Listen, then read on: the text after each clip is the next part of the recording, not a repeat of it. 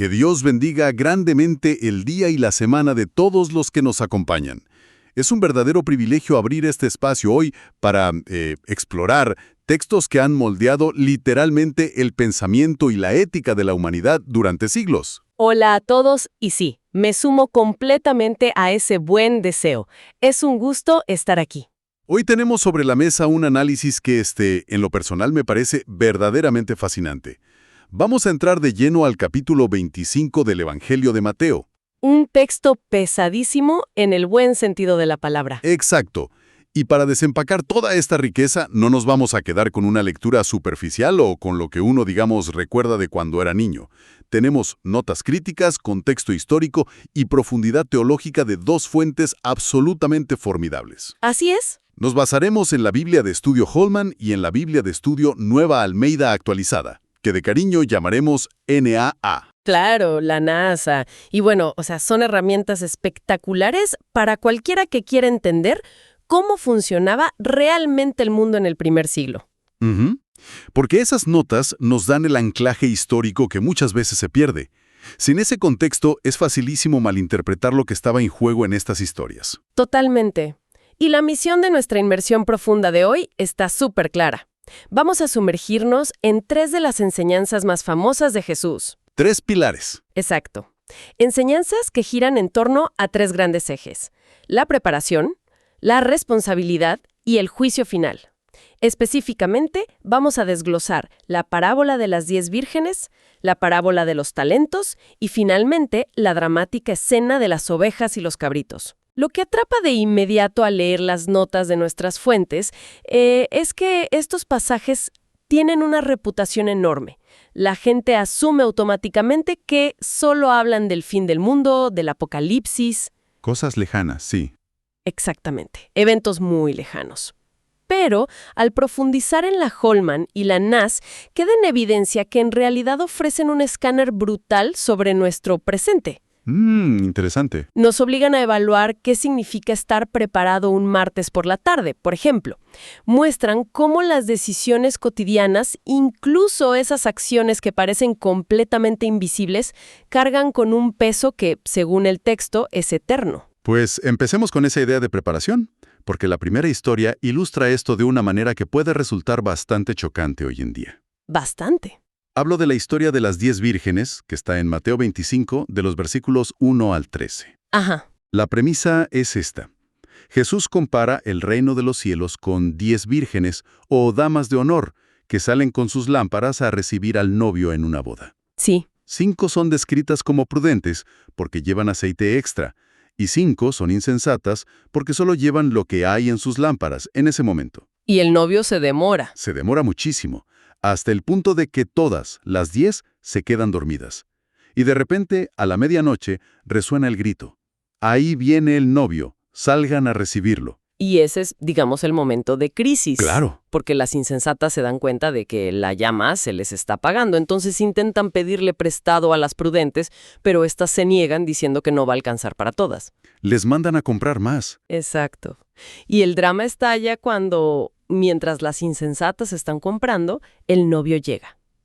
Las que estaban listas entran al banquete, la puerta se cierra con un eco definitivo, y cuando las demás regresan y suplican entrar, el novio les responde desde adentro: no las conozco. Es una narrativa con un nivel de tensión altísimo. Totalmente. Y aquí es donde la Biblia de Estudio NAI me voló la cabeza con el contexto histórico. Porque, claro, hoy uno se imagina una boda de día en un salón de eventos. Nada que ver. Para nada. Las bodas judías del primer siglo eran eventos comunitarios masivos y nocturnos. El novio iba primero a la casa de la novia, y desde allí todos formaban una procesión por las calles hacia la casa de él. Y piensa en la oscuridad de una calle en esa época. No había alumbrado público. Ni de chiste. La NEA aclara que estas lámparas no eran esos pequeños recipientes de arcilla que a veces vemos en los dibujos infantiles. Probablemente eran antorchas grandes, palos con trapos embebidos en aceite en la punta. Y esas antorchas se consumen rapidísimo. Por supuesto, necesitaban reabastecimiento constante para aguantar la caminata, y mucho más si había un retraso. Y ese retraso es la clave de todo. Así es. La Biblia Holman señala que la demora del novio es un simbolismo directo del tiempo inesperado que transcurriría antes de la segunda venida de Jesús. El Mesías. Exacto. Ellas esperaban que llegara a una hora razonable. La medianoche era literalmente el peor escenario posible. Lo cual nos lleva a la gran fricción de esta historia. Esa negativa de las vírgenes prudentes a compartir su aceite. Sí, eso siempre genera ruido. Quien lee esto hoy podría pensar, qué falta de empatía, porque no son solidarias. Pero la nota de la NAA hace una observación fundamental. La preparación espiritual no es un bien material que se pueda dividir y pasar al vecino. Exactamente. No es una botella de agua que puedes compartir. Claro que no. El aceite representa una vigilancia y una preparación estrictamente individuales. Es carácter, es fe genuina. Así es. No puedes enfrentar un momento de crisis profunda apoyándote en la espiritualidad de la persona que tienes al lado. Cuando llega la medianoche, o tienes esa sustancia interna o no la tienes. Es intransferible. Y por eso el veredicto final es tan fulminante. Esa frase de «no las conozco» es devastadora. Suena durísima. La Holman hace un análisis muy agudo aquí. Explica que el clamor de las insensatas diciendo «Señor, Señor, ábrenos», es un eco exacto de otros pasajes donde falsos discípulos reclaman atención. Ese «no las conozco» es una declaración formal de exclusión del reino. O sea, no es que olvidaron un simple trámite y por eso perdieron su lugar. Para nada. La parábola no sugiere que alguien verdaderamente fiel pierda su salvación por un descuido técnico. Claro. Lo que demuestra, según estas fuentes, es que esas 5 representaban a falsos discípulos, su compromiso era superficial desde el día 1. Tenían el vestido, tenían la antorcha. Pero les faltaba la sustancia interna, la resistencia para el largo plazo. La vigilancia constante es la única evidencia de una fe real. Y esa idea de que no puedes esconderte detrás de la apariencia nos lleva directamente al segundo gran tema. La responsabilidad. El 30. Una historia conocidísima. Conocidísima, pero las notas de estudio la transforman por completo. Sin duda. A ver, la historia narra que un hombre muy rico se va de viaje, confía sus bienes a su siervo según su capacidad. 5, 2 y 1. Exacto. A uno le da 5 talentos, a otro 2 y al tercero le da 1. Los 2 primeros negocian y duplican la inversión. Pero el tercero cava un hoyo y esconde el dinero. Detengámonos ahí un segundo, porque hoy usamos la palabra talento para describir que alguien pinta bien o es muy hábil en algo. Una aptitud. Sí, pero la Biblia de Estudio Holman nos da la equivalencia económica en el mundo antiguo, y es una locura. Es impactante. Un solo talento equivalía al salario de 6,000 días de trabajo de un jornalero común. Hagamos la matemática. 6,000 días. Si quitamos los días de descanso, estamos hablando de más de 16 años de salario íntegro. ¡Increíble! Y eso es solo un talento. Imagina el peso psicológico de que te entreguen en las manos 16 años de tu sueldo en oro y luego se vayan sin dejarte instrucciones. Y el primero le entregó 5. 80 años de salario. Es una fortuna inmensa. Y la Holman explica que estos talentos representan los recursos, los dones y las oportunidades extraordinarias que Dios deposita en las manos de las personas. Y confiando en eso, los 2 primeros toman el riesgo inmenso de invertir y duplican esa fortuna. Y cuando el Señor regresa a pedir cuentas, la respuesta que les da es fascinante. Es idéntica para ambos. Exacto. Les dice, bien, siervo bueno y fiel. Fuiste fiel en lo poco, sobre mucho te pondré. La NAA destaca mucho eso. Al dueño no le importa el margen de ganancia bruta. No es una cuestión de volumen. Exacto. Las declaraciones de elogio son calcadas palabra por palabra para el que entregó 10 y para el que entregó 4. La recompensa divina se basa en la fidelidad demostrada con el potencial recibido. Y hay una ironía genial ahí.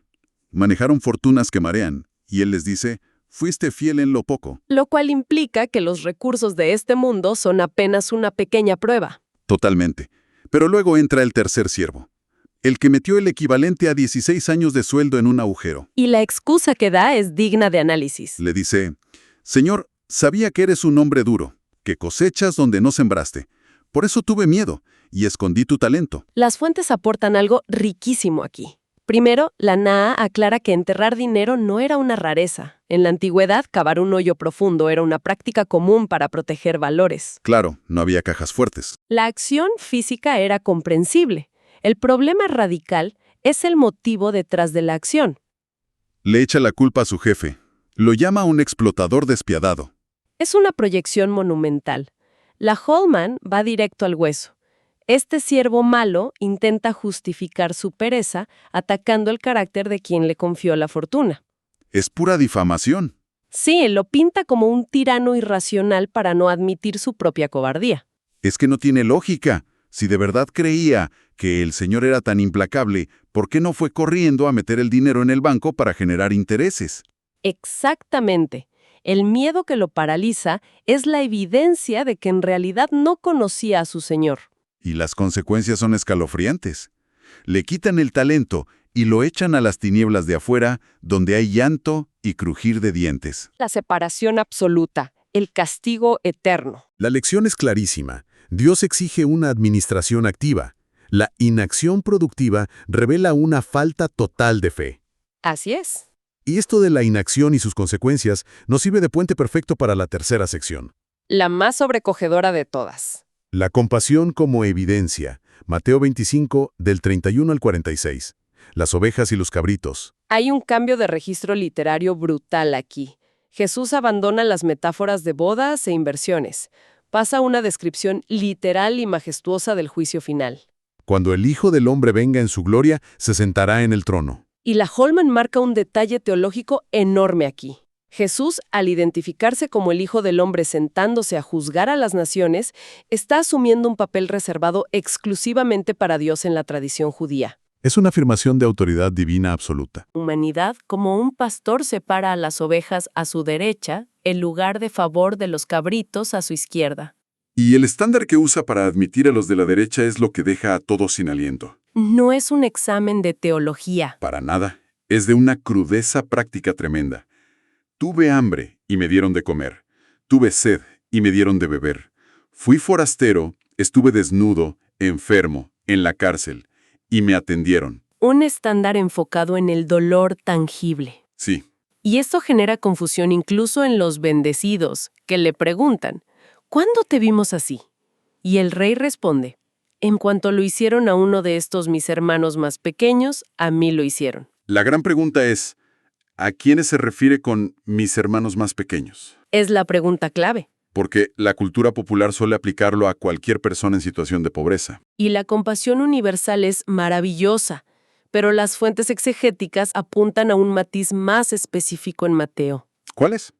Tanto la NAA como la Holman coinciden en que se refiere de manera primaria a los seguidores y discípulos de Jesús que se encuentran en necesidad o persecución. O sea, los misioneros del primer siglo que dependían de la hospitalidad, cristianos encarcelados. Correcto.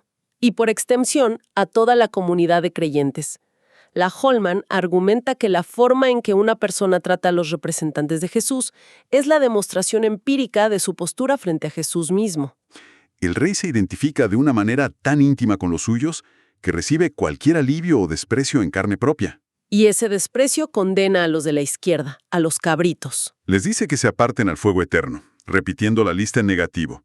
No alimentaron, no visitaron. Y fíjate que no se les acusa de crímenes atroces. La Ana ofrece una reflexión brillante. Negarse a mostrar compasión activa equivale a fallar en el cuidado del Señor. Son pecados de omisión. La inacción ante el dolor es la evidencia de la dureza en sus corazones. Así es. Lo cual nos obliga a recalcar un punto de la Ana. No se salvan porque compraron su entrada con un listado de buenas acciones. Definitivamente no. Esas obras son la evidencia indiscutible de que existe una relación salvífica que transformó a la persona. Y el texto cierra con dos destinos finales y absolutos: castigo eterno y vida eterna. Sin puntos intermedios. La Ana aporta un último dato. Ese fuego eterno, según el rey, fue preparado originalmente para el diablo y sus ángeles, no para la humanidad. Es el destino de quienes rechazan a este rey. Es un cierre que sacude. Y para sintetizar lo que hemos aprendido hoy, este capítulo es una brújula impresionante sobre cómo esperar el futuro. Requiere tres cosas fundamentales. Primero, preparación interna, un aceite intransferible. Segundo, acción valiente con nuestras oportunidades, rechazando el miedo. Y tercero, una compasión tangible hacia los necesitados. Ignorar el sufrimiento de la comunidad de fe es ignorar a la divinidad misma. Para cerrar, ¿qué pensamiento provocativo nos podemos llevar de todo este análisis? Hay algo que quiero dejar resonando en la mente de todos. En el último relato, ambos grupos están sorprendidos. Tanto los justos como los injustos preguntan, ¿cuándo te vimos así? Ninguno llevaba la cuenta matemática de sus obras. Exactamente. No había una agenda oculta, y el texto sugiere que el verdadero carácter se revela cuando no estamos calculando el beneficio. Las ovejas actuaron con compasión, porque su naturaleza había sido transformada hasta que ayudar se volvió un reflejo automático. La pregunta que debemos hacernos es, ¿nuestras acciones son un cálculo para obtener un beneficio o son el reflejo automático de quiénes somos realmente? Qué manera tan profunda de aterrizar todo este conocimiento milenario. Es un espejo en el que vale la pena mirarse todos los días. Totalmente. Y con esta tremenda reflexión, llegamos al final de nuestra exploración de hoy. Agradecemos inmensamente la compañía de quienes nos escuchan y han estado aquí desmenuzando estas notas históricas. Ha sido un honor compartir este espacio. Dios bendice a todos los oyentes.